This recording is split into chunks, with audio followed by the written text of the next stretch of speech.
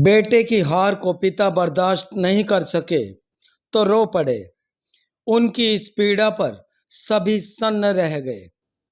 यह नज़ारा आदमपुर में भारी भीड़ के बीच कुलदीप बिश्नोई के आवास पर देखने को मिला।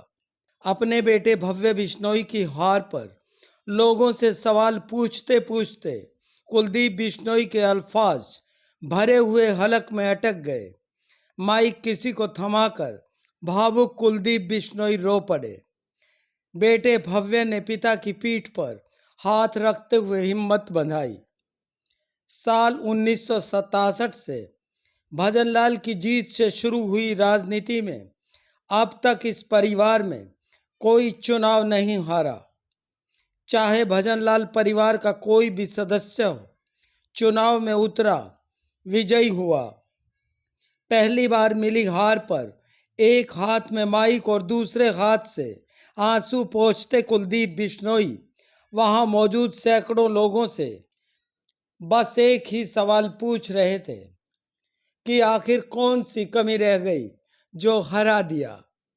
कुलदीप बिश्नोई ने यहां तक कह दिया कि बेशक आदमपुर के लोगों ने उतना सहयोग नहीं किया, लेकिन अभी भी किसी का कोई काम नहीं रुकने दूंगा। काम करवाने के लिए विधायक होना जरूरी नहीं है।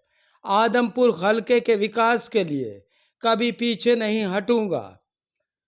कुलदीप बिश्नोई ने यह भी कहा कि दुख इस बात का है कि अब सरकार में कुछ हासिल करने का वक्त आया तो हमारे साथ आदमपुर के लोगों ने ऐसा किया। कुलदीप बिश्नोई ने कहा कि उन्हें चौधरी भजनलाल ने हमेशा आदमपुर और हिसार का ख्याल रखने के लिए कहा है।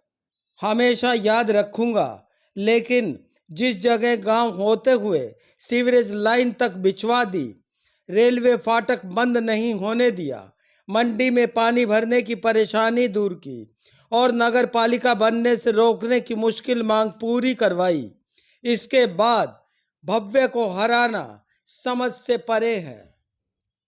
इस मौके पर भव्य बिश्नोई ने 64,000 वोटरों के सहयोग का आभार जताते हुए हलके के लिए सदैव खड़े रहने का भरोसा दिलाया। कुलदीप बिश्नोई की भावुक स्पीच और रोने से गमगीन हुए माहौल को लोगों ने भजनलाल के नारे लगाते हुए बदलने की कोशिश की। भव्य बिश्नोई की हार का सदमा बिश्नोई परिवार को पूरी तरह आहत कर चुका है। अगले 5 सालों तक करने को कुछ नहीं है। कांग्रेस से भाजपा में आने के बाद लगातार संघर्ष और अब अगले पायदान पर आने के बाद कुलदीप बिश्नोई और सियासत की विरासत में आगे बढ़ रहे उनके बेटे भव्य बिश्नोई की हार से बड़ा सियासी नुकसान हुआ है। कुलदीप बिश्नोई के बेटे भव्य बिश्नोई की इस हार पर आप क्या सोचते हैं? अपनी प्रतिक्रिया कमेंट बॉक्स में जरूर साझा कीजिएगा। पेज@नून चैनल सब्सक्राइब नहीं किया है तो कृपया जरूर करें। शुक्रिया।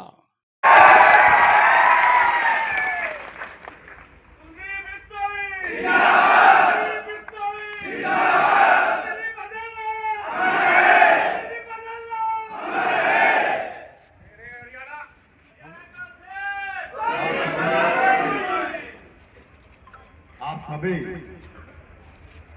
इतनी भारी तादाद में हमें आशीर्वाद देने यहाँ पर आए हैं, हमारा हौसला बढ़ाने यहाँ पर आए, इसके लिए संपूर्ण परिवार की ओर से आप सबका मैं हाथ जोड़ के बात करता हूँ। साथियों, बहुत बढ़िया बात, एक एक बात को आपको भव्य ने बताया। बहुत मार्मिक बात थी, मन से की हुई बात थी।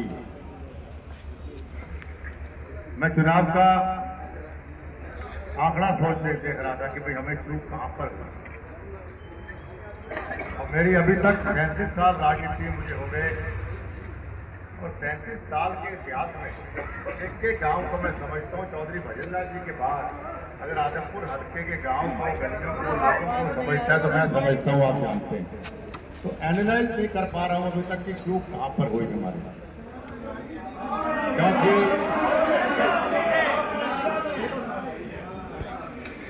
क्योंकि आपका मन है हमारे साथ, आपका मन था भी और मन रहेगा हमारा भी आपके साथ।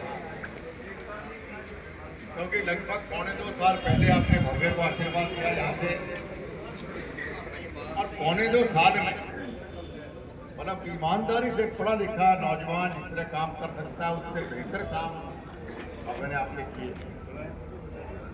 उसके बाद भी भव्य कह रहा था बुरे वक्त में, अच्छे वक्त में आपके साथ से आगे भी हमारे परिवार के नहीं, तुम्हें करोड़ा थोड़ी हम मारे हम हारे, तुम्हें कोई किंतु परंतु नहीं।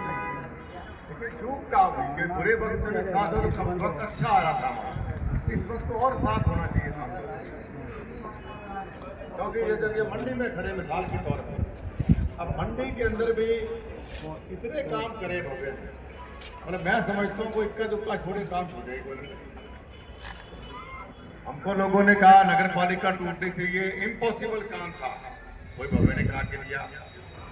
उसके बाद बोला फाटक बंद नहीं होना चाहिए, हमने कहा नहीं होगा। फिर उन्होंने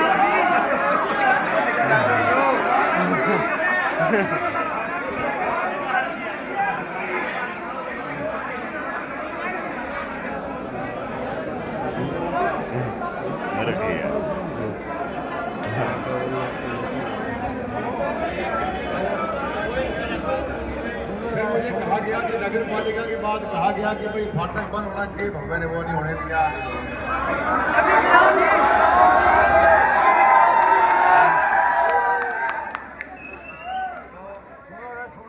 पिछली बार में आए थे यहाँ, हमें कहा गया कि भाई बारिश का पानी भर जाता है गोटे गोटे तक। हमने भव्य ने मैंने वादा किया था कि बारिश शुरू करेंगे, तो उसके बाद में अगर इस समय अपने इधर जो हमारी सदरपुर है, बाड़ा बोटिया, इस बेल्ट में जो हमेशा लीड मिलती थी, उस प्रकार की लीड नहीं मिलना ये चिंता का विषय बना। हमें तकलीफ है थोड़ी सी मन में कि भव्य नहीं कहता, मैं कहता मतलब जैसे बड़ा मेरा वैसे मुँह से निकल गया मेरा, मतलब जहाँ जो लीड थी जैसे सदरपुर में हम 5200 वोट से जीते, 3300 से आए, 1200 कुछ वोट से पीछे रहे। गाँव भी अगर पुरानी लीड रख देते एक गाँव की वजह से, एक गाँव कोई बड़ा गाँव आप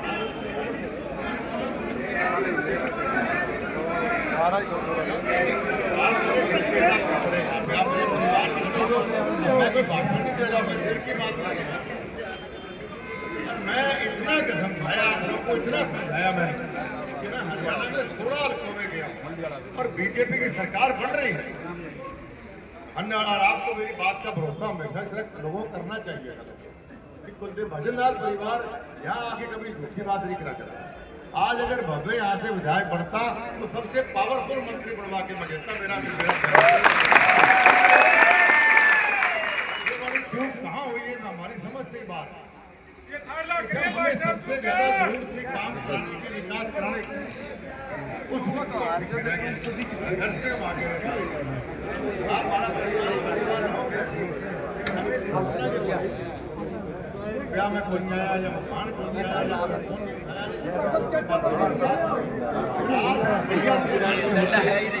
हमारे काम पहले विष्णु जिताया, वो कभी ब्याह में आया, फिर आपने ब्रजेंद्र जिताया, वो कभी ब्याह में आया।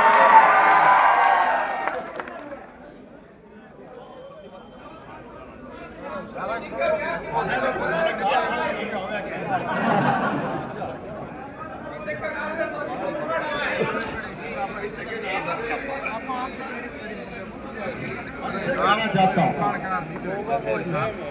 आपका हमारा 56 साल का जो रिश्ता है, ये रिश्ता हमारा राजनीतिक नहीं वरना कभी हो सकता हमारा पारिवारिक रिश्ता, और ये रिश्ता आगे भी रहेगा अगले 56 साल में। ये मैं आपसे बात ये काम भव्य ने चलाए हैं इतने बढ़िया, उन काम को भव्य हम मिलकर पूरा करेंगे। और उसके अलावा भी जो वादे इलेक्शन में करे हमने, जो खाड़ों की बात है, बिजली की बात है, गलियों की बात है, वो भी हम पूरा करके देंगे, आपसे वादा है। साथियों लोगों ने समझा दियो कोई काम नहीं करा के जो काम तो विधायक कोई और हो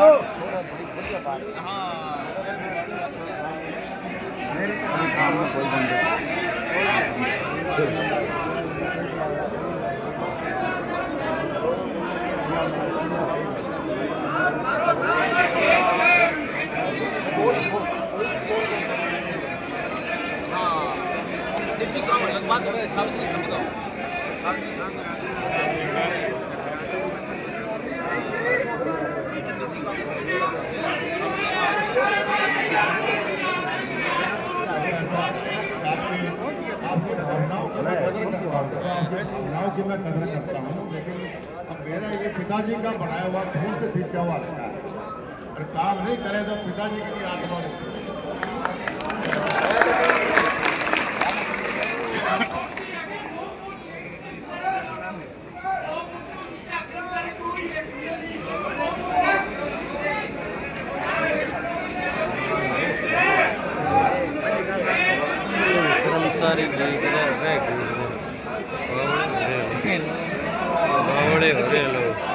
काम नहीं करे मंडी के बीच